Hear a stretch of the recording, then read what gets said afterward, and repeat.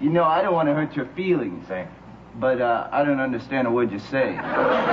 Say hello, America. We are part of the new U.S.A. Hello, everybody, and welcome back to Qué Pasa podcast. I am Dani Mendoza, and I am here with my mom, Mimi Belt. Hey, everybody.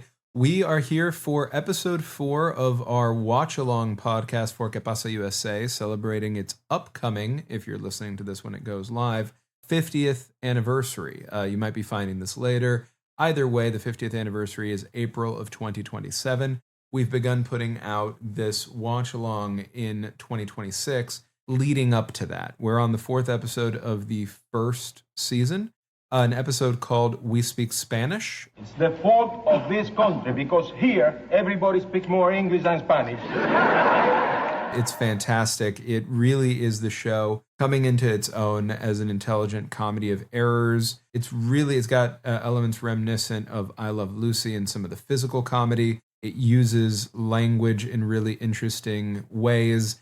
It does a lot with mistaken identities, miscommunications, using the language barrier as the central point of that. And it goes back to a theme that we talked about in one of our earlier episodes that resonates a lot for me. So if you're okay, I'd love to dive into that right off the rip, which is a focus on bilingualism as a locus of identity. And the way that this comes up is with the teenagers. Not surprising, first and foremost, although it ends up impacting all of the generations in different ways. It starts with Joe and Carmencita not knowing Spanish very well. Qué horror, ya estos muchachos no saben hablar su propio idioma. And feeling a little bit of distance from a part of their identity when it comes to that. Difference between that and some of what I experienced culturally when I was younger, not at home, but in general, is in my case, I felt as their characters may in a different context, a little bit devalued in terms of the legitimacy of myself as Cuban American, right? My Cuban cultural identity felt challenged by the idea that I needed to speak Spanish more fluently, more effectively, with greater confidence, with fewer mistakes than I did at the time. In my own case, just to give a little bit of background, I actually spoke only Spanish until I was 3. And then I lost it, and I lost it in part because I faced a lot of racism, even though I was here in Miami, around speaking Spanish. So I ended up with a complejo, which is funny because that's something that they mention in the show specifically, around that. And it took a lot of time and effort, even though I went to a school in middle school and high school, to Belen Jesuit Preparatory School here in Miami, that had Spanish classes. And even before then, in my elementary school, I had Spanish classes. And Belen in particular is very Latin American friendly and very Cuban, right? I mean, it actually came from Cuba. Even with all of that, I struggled. So it was interesting to struggled to have the identity. Like, forget about any issues with the language of Spanish itself. I struggled to feel legitimate in hanging on to that part of my identity, even while those outside of Latin American groups and Cuban groups would have absolutely never accounted for me as anything but, right?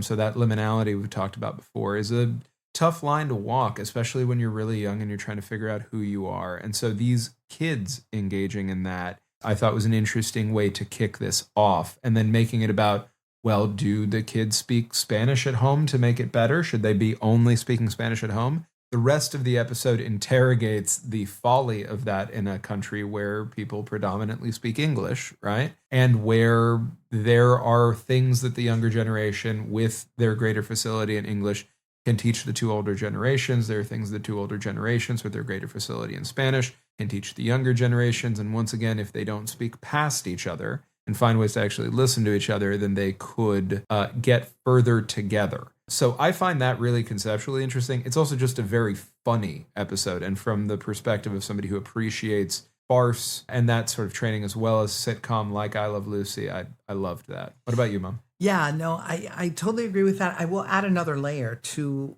how the episode begins that I also find very interesting in how the comedy of errors develops and how it's centered really the humor very solidly on language and the use of language. And that is that it wasn't only the fact that Carmen and Joe don't speak Spanish well, but one of the detonators very early on from the very first scene is that Joe has not told his school counselor, Mrs. Peabody, that that he hasn't mentioned to his parents that there are PTA meetings. And the reason he has not talked to his parents about attending PTA meetings is because he is embarrassed about their accent in English. I'm not ashamed of the way you and Poppy speak English.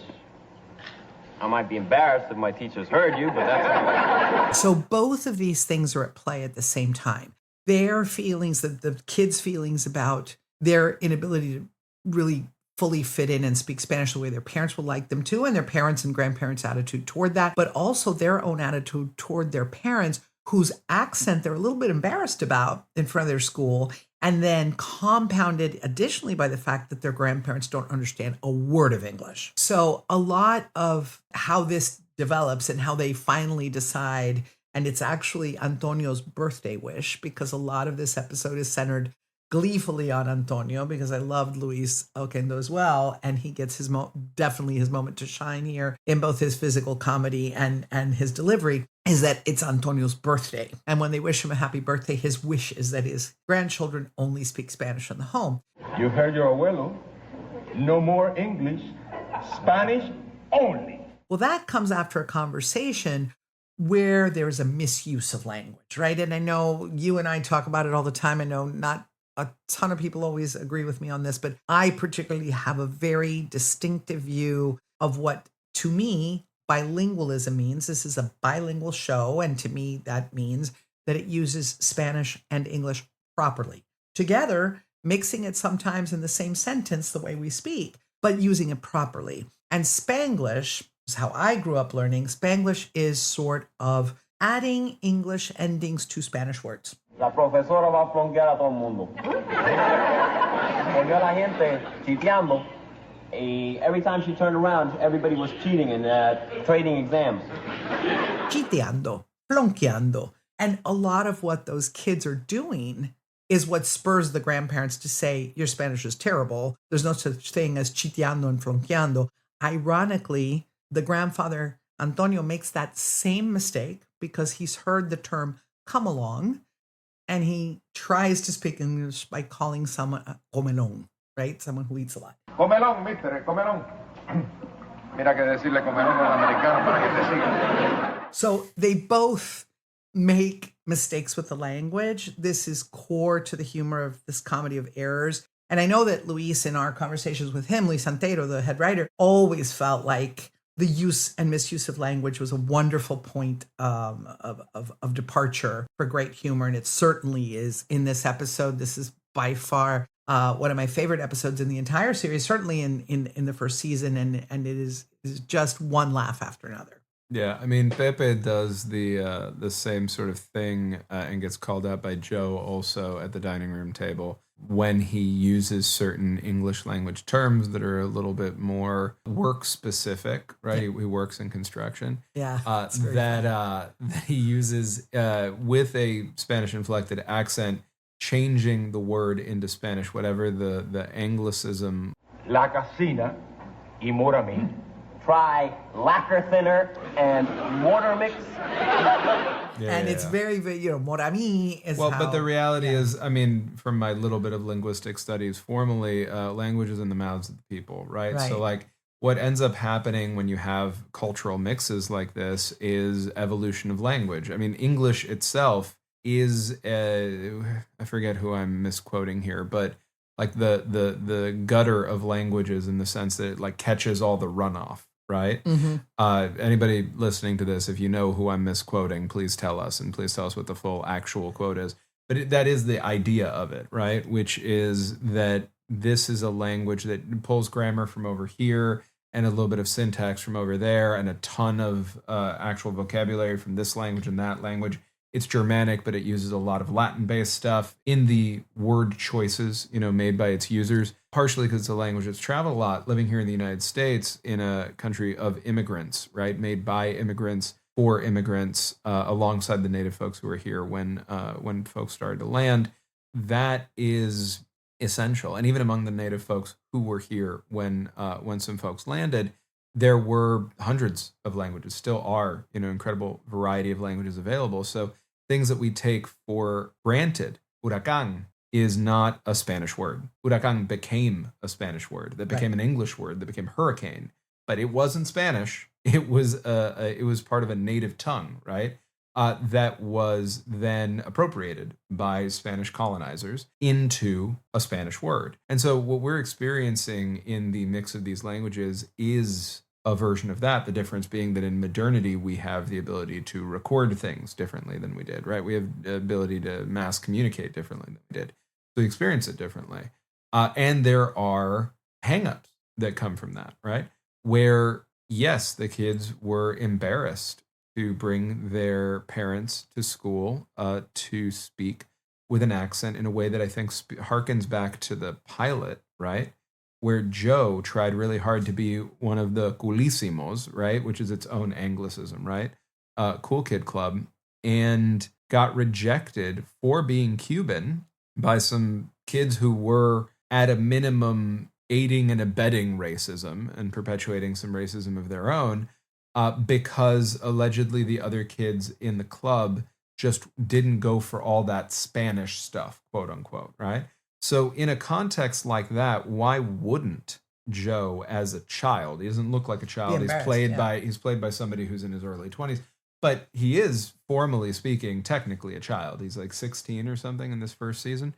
Why wouldn't he be embarrassed? What is there to not be embarrassed about in this situation? There's nothing actually embarrassing about his parents or his grandparents or their use of language in a country that they've never moved to. A ton of people who give people crap for that here in the United States don't speak more than one language themselves. So what are they talking about, right? Like, go try it out. Then you can have some kind of opinion about it. But until then, there's a lot of defensiveness and strangeness around it. One of the things that I love about the show so far is they deal with those ideas. They don't make it feel like an after-school special, meaning you have a couple characters in this episode who don't speak Spanish. 4 of them, actually. You have Sharon, obviously, who's in there, who always does a brilliant job. Oh, explain to me why you won't speak English to me. Porque mi padre se cree que nosotros nos burlamos de su inglés y de contra que estamos olvidando del español. Oh. But you have the person who comes over from Goodwill. I'm here to pick up the things you so kindly donating to our organization. You have the Avon lady, right? I am here to give a free facial demonstration. And you have the school counselor. And the dishwasher repairman. Well, also shows up, but he's not established as not speaking Spanish. Right. Maybe he does, maybe he doesn't, but he just does like a cameo walk through the space. The rest of them have a little bit more time on screen. And with all of them, that drives a lot of the comedy of errors. None of them are judgmental of the other people in the room. Again, no punching down like we talked about in a prior episode. None of them are rude or they're crappy. Just trying to understand each other. Right. They're not, yeah. Which I think is great that the show both speaks to the racism in this world and shows in practice that it is not necessarily the default of the situation or even the most common practice, right? Because we talk about that a lot for good reason. There's too much of it all over the place, always has been, and hopefully we're working on getting that better. But it is just as important within that to show that people can live in that racist soup and choose to do something different. Right? And do it through comedy is very, very funny because all of those people were doing their best to try to communicate in a complicated situation. And it was funny overall. The stuff that happened with the person from Goodwill, which I know you're going to want to talk about with that's Antonio. My favorite moment. Let's go to that. Because it really that's when Luis's character Antonio really, really shines. He's struggling to understand what this person who's come to their door wants because he knows that there are several people coming that day with different purpose, but none of them, to Danny's point, speak Spanish. Joe has decided, since he's living now under a mandate that he can only speak Spanish in the home, that he's going to play this to his favor and pretend like he doesn't understand and like he's only allowed to speak Spanish. So he's not going to help his grandfather. Abuelo, ¿qué es lo que quiere este señor? ¿Cómo que qué es lo que quiere este señor? Para eso te llamé, para que me digas tú a mí lo que quiere este señor. Sorry, pero no me dejan hablar inglés. Me no understand. That puts him in a situation where physical comedy takes off in ways that, I always said that physical comedy was not my favorite, and I lie, because when it's done well, it absolutely kills me. And my favorite scene, I think, there is when the Goodwill man comes and Antonio's been pulling out the dishwasher because he's waiting for the dishwasher repairman. And he's not quite sure what this man is coming for. And Joe's not a help. And they don't really understand each other. And so this man is trying to collect whatever came out of Goodwill while Antonio's thinking, oh, this must be the dishwasher repairman. So he explains to him, no, it breaks these plates, but he's telling him in Spanish, rompe platos, rompe platos. And when he gets to the point that he's so frustrated, he just takes out a dish and breaks it. Los platos, los rompe. And that begins a whole breaking of dishes, and that ensues with other physical comedy later and it just becomes a succession of incredible comedy of errors through physical comedy and language disconnects. That is one hilarious joke after another until ultimately the dishwasher repairman does show up, doesn't really engage with anybody. That was a cameo. Hey, somebody here want a dishwasher fixed? Actually, that was Manny, played that character, and was always very proud that he was part of that episode, as he should be, because it was one of the great episodes of season 1, certainly. Yeah.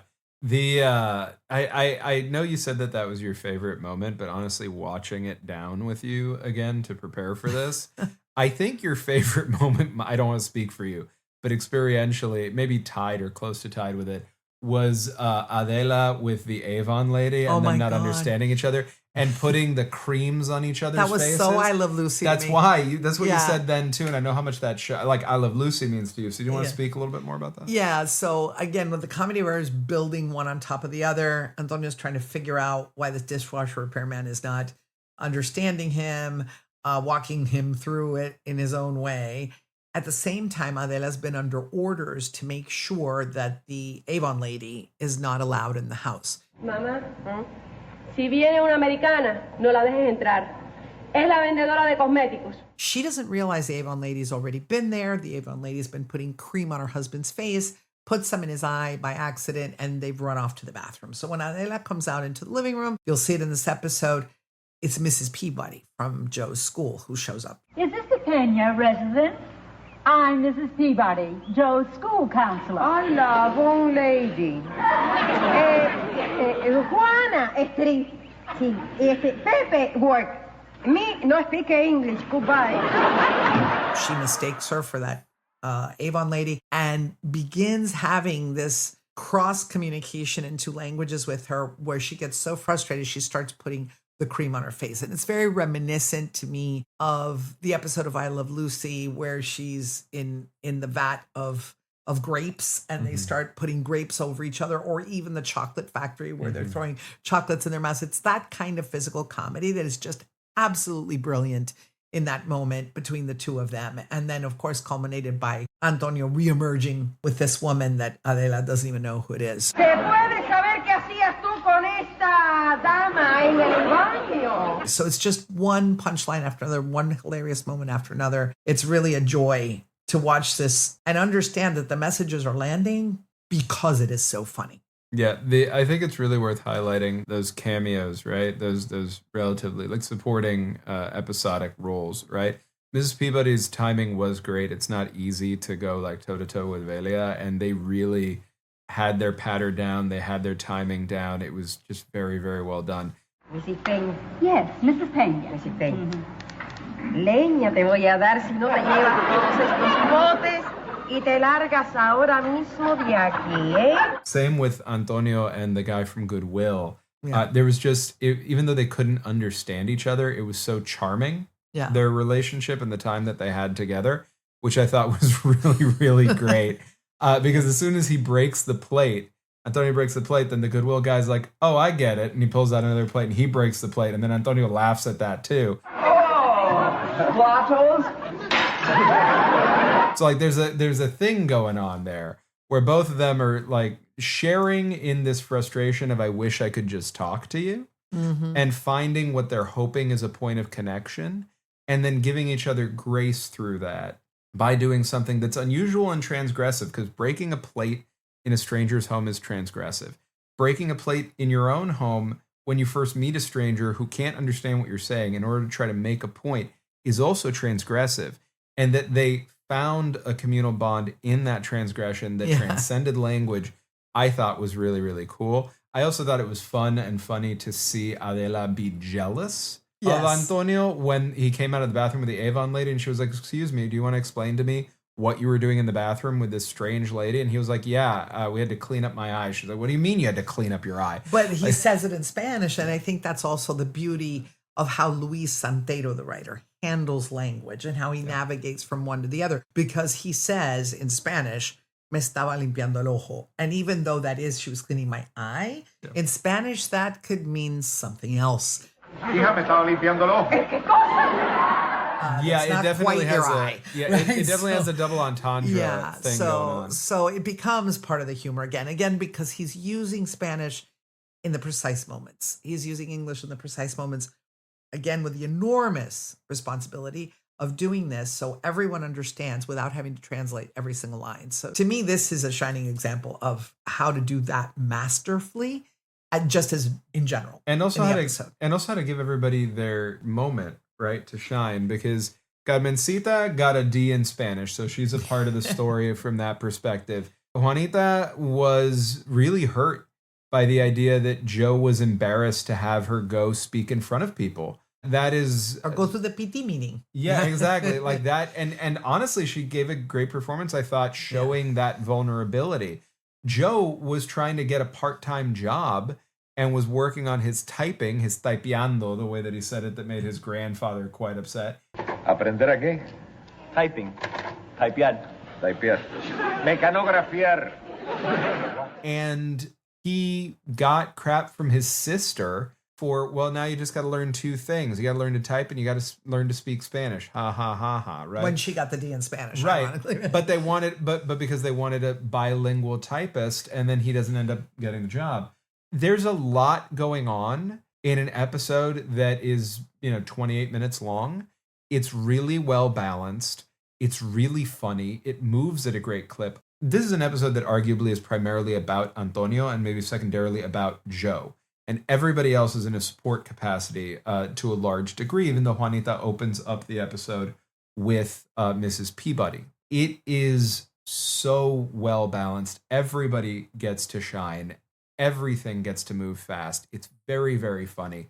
It builds really, really well, and it's smart, dealing with multiple overlapping but independent ideas, giving all three generations room to show their individual idiosyncratic, not just monolithically within the generation, but differently among the two people in each generation, experience with this kind of language barrier. And one of the things that I've heard my whole life about this show, just having been tangentially related to it because I happened to be born into having a connection to it after it was made, is that this is a show that helps people see themselves.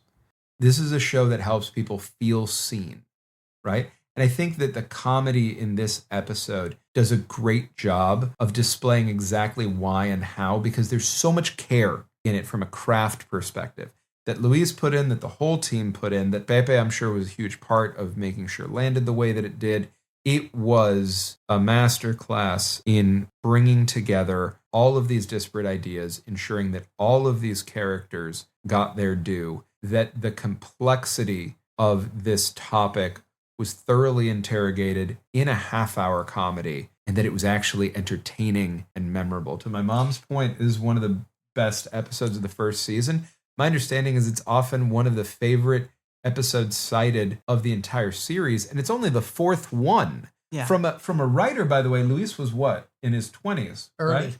Early 20s. Yeah. So how impressive is that? Yeah. No, and I think, as you were talking, I'm thinking too, these episodes from episode 2 on, Bernard Lekowicz came in to direct this series. And when you think about it, this episode, for example, is so complex, with so many layers, with so much going on, so many interactions.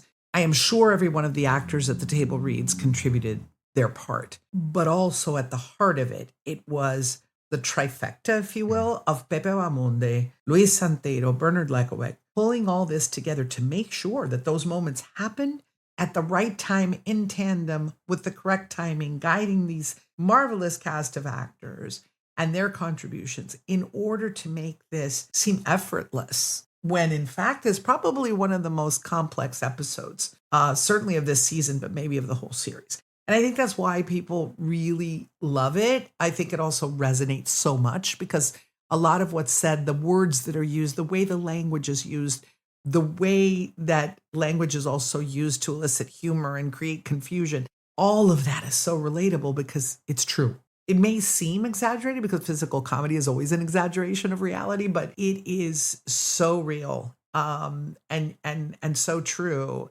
that you feel like, yeah, I know someone just like Antonio. And we hope that every interaction, when languages clash or when languages aren't 100% perfect on either side, we're this funny and we're this positive and we're this good.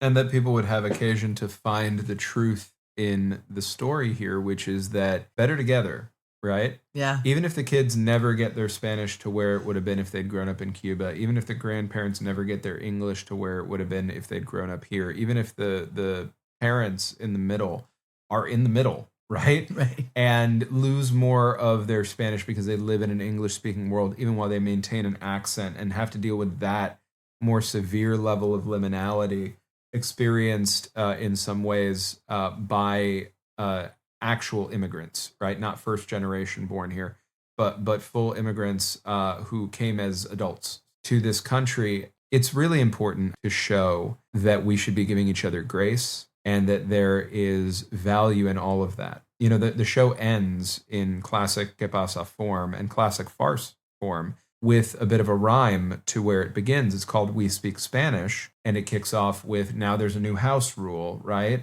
You only speak Spanish here in the house. That kicks off all of this comedy of errors. And then at the end, it's declared by Pepe, you know, patriarch of the household. Right now, you are going to translate in English for your grandparents, okay? English only. And because we have to be polite and welcoming to Mrs. Peabody, and she has to understand what's going on. Right? Well, and because they need the help from the kids. Yeah. Right? Just like the kids need the help from the adults. And they recognize they need the help from the kids. And it's better to allow for that totality. I can't help but think about our own household and think about how, you know, we've been talking about raising our, you know, my daughter, your granddaughter, and the idea that she is bilingual from now, right? That we are providing her with both languages from the beginning and finding ways and looking at studies and looking at, which weren't available 50 years ago, right? To be able to do. And people in their position socioeconomically were not able to access what we're able to access right now, frankly, right?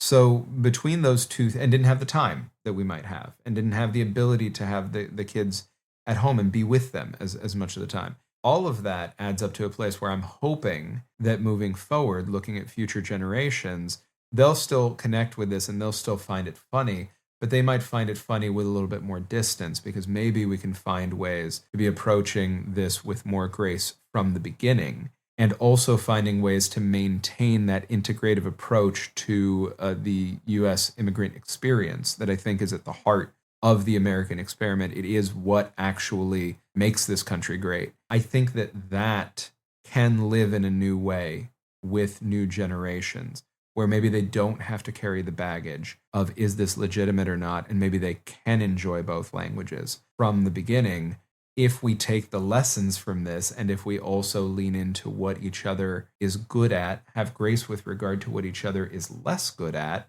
and instead of tearing each other down, lift each other up. Absolutely. What's interesting is I think that was the intent of Qué Pasa U.S.A. throughout its entirety. And here we are almost half a century later having that conversation. So hopefully that message will endure and we are better together. And I think there's a lot of people who do believe that. And I think there's beauty in many languages and certainly in these two that this series explores. So we hope you will stay with us and follow us as we explore each of these 39 episodes in the 39 weeks leading up to the 50th anniversary, which will be April 30th, 2027, because it launched in 1977. And in the meantime, we look forward to the next episode and connecting with you all then. All right. Have a great day. Bye all. Bye. ¿Qué pasa? ¿Qué pasa? ¿Qué pasa?